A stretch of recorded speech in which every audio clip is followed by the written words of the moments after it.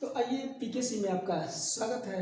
मैं Shiv Kumar, BSc chemistry honours second part के लिए इस समय हम लोग सब्स्टिट्यूशन ऑफ कार्बोक्सिलिक एसिड्स के बारे में चर्चा करने जा रहे हैं।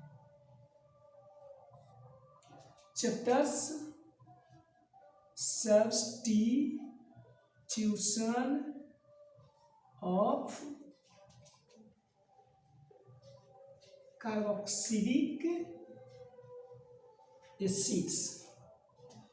सब्स्टिट्यूशन ऑफ कार्बोक्सिलिक एसिड्स में क्या होता है छात्रों कि जो कार्बोक्सिलिक एसिड होता है, कार्बोक्सिलिक एसिड्स COOH, ये किसी अन्य हाइड्रोकार्बन चेन से जुटे रहते हैं।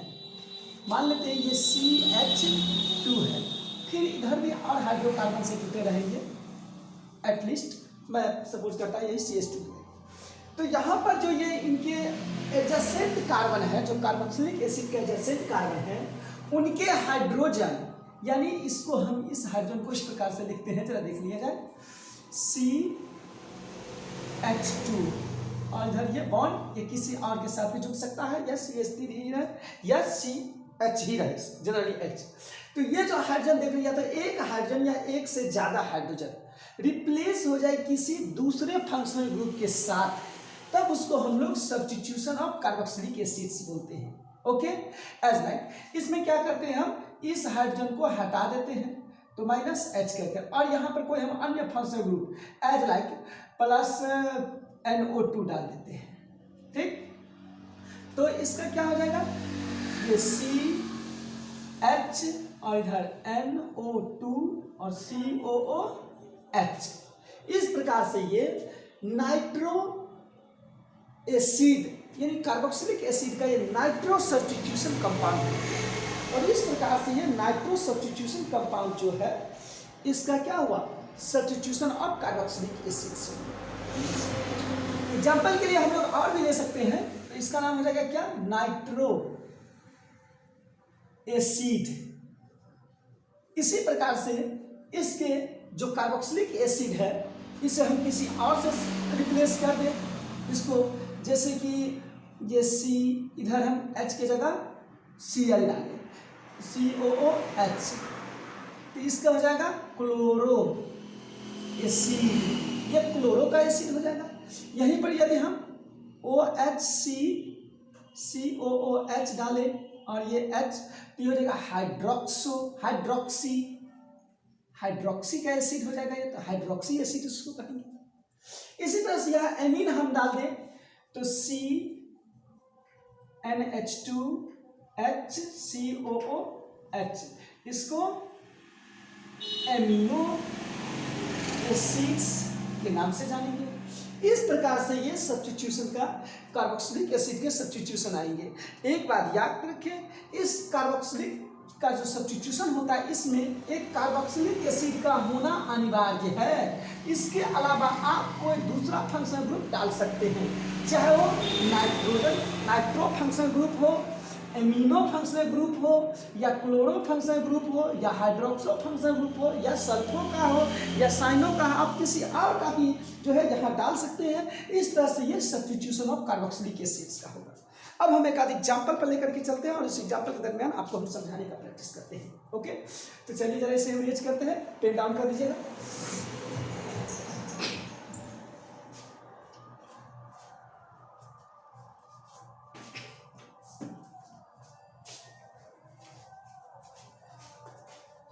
एग्जाम्पल के लिए लेते हैं एक CH, सॉरी,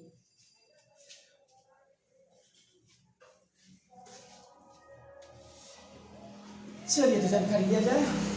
एसिडिक एसिड का तो फॉर्मूला आप जानते हैं, यानी यहां से HH और ये COOH, ये हुआ क्या नाम इसका, एसिटिक एसिड। इस एसिटिक एसिड के इस हाइड्रोजन को हटा दिया जाए, Cl डाल दे, तो क्या हो जाएगा, ClCH2COOH। इसका हो जाएगा chloro acetic acid, chloro acetic acid, यही Br लगा देंगे तो ब्रोमो एसिटिक एसिड। ओके, इस तरह से क्लोरो एसिटिक एसिड हो जाएगा, ब्रोमो एसिटिक एसिड हो जाएगा। यहीं पर हम OH लगा दें यानी HO, तो क्या हो जाएगा बताइए, हाइड्रोक्सी एसिटिक एसिड। गुड, तो ये हो जाएंगे हाइड्रोक्सी एसिटिक एसिड। ओके, इस प्रकार से। अच्छा, इसको हम यदि इस फॉर्म में लिखे कैसे, तो देखिए जरा, इसी को CH2OH और यहाँ COOH, तो किस प्रकार का फॉर्म हो जाता है जरा देखिए तो एक बार प्रीवियस करके।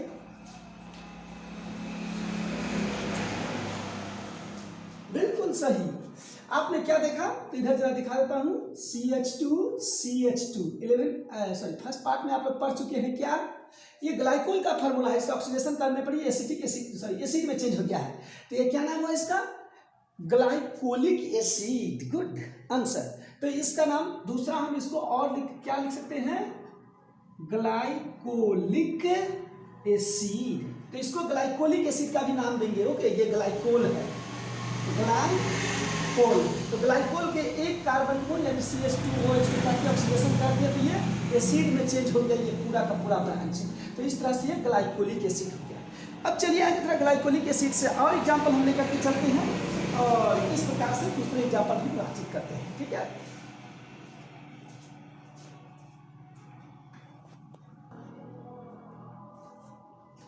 फिर इसी तरह से एक दूसरा एग्जाम्पल हम लोग लेते हैं, ये CH और देखिए जब यहाँ पर OH लगाए थे तो ये क्या हो गया था, ग्लाइकोलिक एसिड, और यहाँ हम OH ही रहने देंगे, लेकिन यहाँ क्या करेंगे, एक कार्बन बढ़ा देंगे।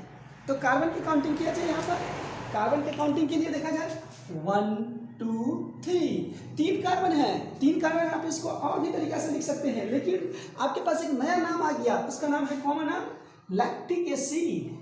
लैक्टिक एसिड याद रखिए जी, लैक्टिक एसिड। लैक्टिक एसिड को हम दूसरे फॉर्म में इधर लिखते हैं, इधर देखिएगा 1 2 3 4, ऊपर में OH, दाएं साइड COOH, नीचे H सेट कर दे और ये CH3। बताया जाए जरा, ये जो देख रहे हैं इस कार्बन के पास 4 जो ब्रांच है, चारों डिफरेंट टाइप्स के हैं, इसलिए लैक्टिक एसिड को हम क्या करते हैं, स्टार का सिंबल देते हैं, और स्टार का मतलब हुआ ये कीरल कार्बन है, और कीरल कार्बन किसको कहा जाता है, कीरल कार्बन। कीरल कार्बन उनको कहेंगे जिनके जितना भी ब्रांच है वो चारों यानी कार्बन के जो भी ब्रांच है चारों 4 प्रकार के हो, तो कीरल कार्बन हुआ। और कीरल कार्बन होने के कारण ये क्या करेंगे, तो ऑप्टिकल एक्टिव हो जाएंगे, optical active compound, optical active compound ये है, ऑप्टिकल एक्टिव कंपाउंड यानी ऑप्टिकल ये एक्टिव हो गया, इस तरह से कीरल कार्बन भी है। फिर अगले पॉइंट पर जरा चलते हैं, इस यहाँ पे क्या देखिए CH3 CH ये OH और COOH का नाम हो गया लैक्टिक एसिड। इसका दूसरा नाम भी आप चाहे तो लिख सकते हैं, जैसे कि 1 2 3 आईपेक नेम हो जाएगा 2 hydroxy 1 2 3 प्रोपैन, 1 number oic OIC oic और एसिड, तो इसका नाम है 2 हाइड्रोक्सी प्रोपेनिक एसिड, बट ये क्या है जनरल नाम, कॉमन नेम, इसी को लैक्टिक एसिड का कॉमन नाम बोला जाता है। एक अगला एग्जांपल लेते हैं हम यहीं पर, और इसी को OH को हम यहाँ पर डाल दें तो क्या हो जाएगा, ये CH2 इधर OH डाल दिया जाए, फिर CH2 और COOH, तब इसका नाम क्या होगा जी, जानते हो, बताओ जरा इनका नाम। बहुत अच्छा, हाइड्राक्राइलिक एसिड, इनका नाम हाइड्राक्राइलिक एसिड, और आईयूपेक नेम कॉमन नाम हुआ, और आईयूपेक नेम 3 हाइड्रोक्सी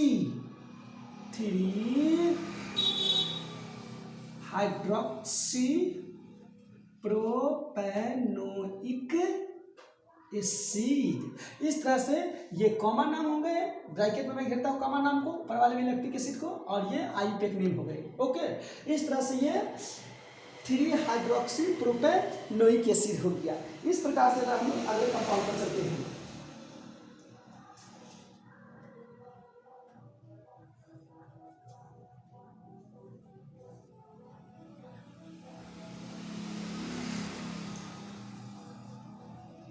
चलिए दोस्तों, अब थोड़ा कार्बन को हम बढ़ाते हैं, देखा जाए ये सी एच, फिर इधर सी ओ ओ एच, इधर भी ले लिया जाए सी एच और सी ओ ओ एच। यहाँ क्या करते हैं, इस साइड भी एच ओ यानी हाइड्रोक्सिल ग्रुप इधर भी लगा देते हैं। देखिए कार्बन की संख्या कितनी हो गए, तो 1 2 3 4, 4 कार्बन हो गए। 4 कार्बन के लिए, और वो भी कार्बोक्सिलिक एसिड 2 ग्रुप हैं और 2 हाइड्रोक्सिल ग्रुप हैं। इसका कॉमन नाम आ जाता है टार्टारिक एसिड, टार्टारिक एसिड। जी हाँ दोस्तों, जरा इसे आप लोग देख लीजिएगा, ऑप्टिकल ये एक्टिव है या नहीं है। ऑप्टिकल एक्टिव उसी को कहा जाता है जिस कार्बन के चारों ब्रांच चार्ज जैसा हो। तो यहाँ पर चार्ज जैसा आप देखे थे तो इसको ऑप्टिकल एक्टिव कहा गया था। इसमें भी देखिएगा जरा, कार्बन नंबर 2 को देखिए, एक क्या है CO, फिर एक हाइड्रोजन, एक OH, एक पूरा सा ब्रांच हो गई है, तो एक किरल कार्बन हुआ। फिर दूसरा देखिए 3 नंबर पर भी ये OH, फिर COH, इधर H और नीचे वाला। तो इस प्रकार से ये भी 4 प्रकार, 2 प्रकार का हो, 4 प्रकार का हो जाता है। इसमें 2 किरल कार्बन है, ये भी ऑप्टिकल एक्टिव है। इसका आयुर्वेद नेम भी जरा जानकारी ले लिया जाए। आयुर्वेद नेम क्या होगा, 2,3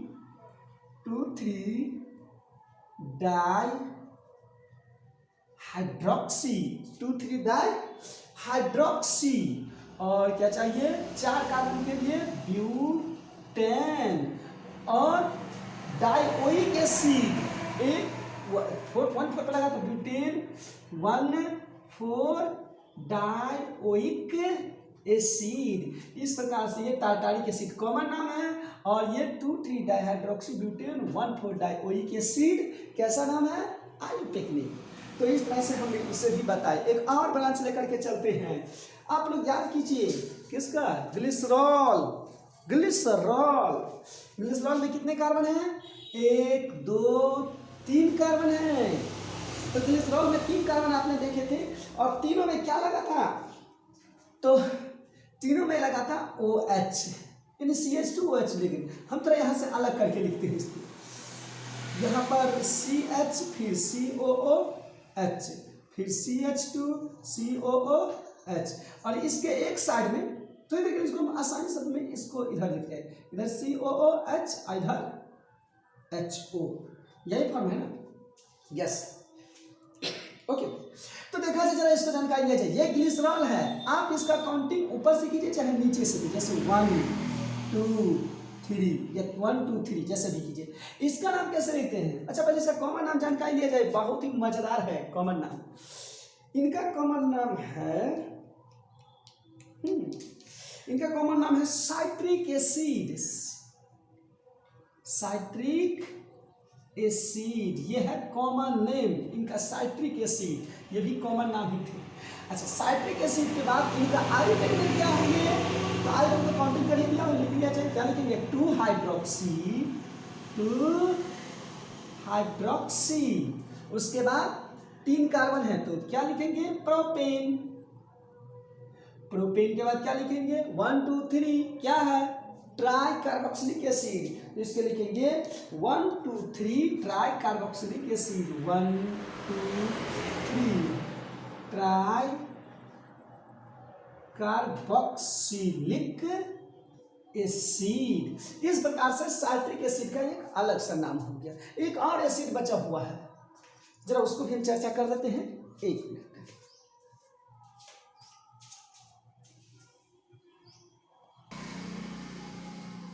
तो चलिए फिर हम आपके पास आ चुके हैं। जैसे कि आप लोग जानते हैं टार्टारिक एसिड किस प्रकार का फॉर्म थे, तो देखा जाए टार्टारिक एसिड में क्या किए थे, तो COOH, इसी तरह से हाँ ठीक है COOH। क्या किया गया था, इधर जो है दोनों में OH लगाए थे, और यहाँ पर CH2, तो CH2 दिया जाए, लेकिन हम इधर एक ही में लगाएंगे, यानी CH दिया गया था, हम एक ही में यहाँ लगाएंगे, और एक जगह जो है तो CH करके इधर OH लगा देंगे। देख लिया जाए तो क्या हुआ, यहाँ पर COOH CHOH और CH2 COOH, ये टार्टारिक एसिड से थोड़ा सा चेंज कर दिया गया है। और देखिए अब इसका नाम क्या होता है, जरा इसका भी फॉर्मूला, ये बहुत ही अच्छा नाम है, मैलिक एसिड नाम है इनका। ओके, तो कॉमन नाम को बताया गया है मैलिक एसिड, मैलिक एसिड। और आई पे ग्रुप काउंट कर दिया जाए, काउंटिंग इधर से होगा नीचे से, 1 2 3 और ये 4। तो क्या लिखेंगे हम इसको, 2 हाइड्रोक्सी, 2 हाइड्रोक्सी, कितना कार्बन है टोटल, 4, तो ब्यूटेन। हाँ तो जरा ये भी देखिएगा छात्रों, माय डियर स्टूडेंट्स, ब्यूटेन के बाद क्या लिखेंगे इसमें, तो 1,4 डाइओइक एसिड। लेकिन एक बार याद ये भी ध्यान दिया जाए कि एसिड जो होता है, कौन सा एसिड, कार्बोक्सिलिक एसिड, हर समय लास्ट पोजीशन पे रहेगा, या तो वो स्टार्टिंग में रहेगा या लास्ट में रहेगा, ठीक है, यानी एंडिंग पॉइंट पर ही रहेगा। इसीलिए नंबर नहीं भी देंगे तो चलेगा और नहीं ही दिया जाता है लगभग। जैसे कि इससे पहले मैं टाइटानिक एसिड में लास्ट में 1,4 डाइओइक एसिड दे दिया हूँ, तो आप उसे डायरेक्ट डाइओइक एसिड भी दे सकते हैं। ये ब्यूटेन और डाइओइक एसिड भी लिख सकते, ओइक एसिड। इस तरह से आपके पास ये 4-5 एग्जाम्पल दिए हैं सब्स्टिट्यूशन ऑफ कार्बोक्सिलिक एसिड के। और ये सब्स्टिट्यूशन ऑफ कार्बोक्सिलिक एसिड जो है आपके इस एग्जाम के लिए बहुत ही भी आए। इसमें से एक टार्टारिक एसिड है, साइट्रिक एसिड है और लैक्टिक एसिड है। ये तीनों में से एक नई एग्जाम में पूछता है, जिसको हम अभी लेकर के चलेंगे टार्टारिक एसिड पर, और अगले वीडियो में आपके पास आते हैं फिर टार्टारिक एसिड पर। तो इस तरह से इसे एक बार समझ लिया जाए, एग्जाम्पल को बढ़िया से फार्मूला कन्फर्म किया जाए, और उसको फिर ऑप्टिकल एक्टिव है या नहीं है उस पर भी ध्यान दिया जाए। और किसी भी प्रकार का कोई समस्या है तो फिर हमें कमेंट बॉक्स में सुझाव के रूप में ही कमेंट किया जाए। और इस वीडियो को लाइक कीजिए, ज़्यादा से ज़्यादा सब्सक्राइब कीजिए, शेयर कीजिए। धन्यवाद।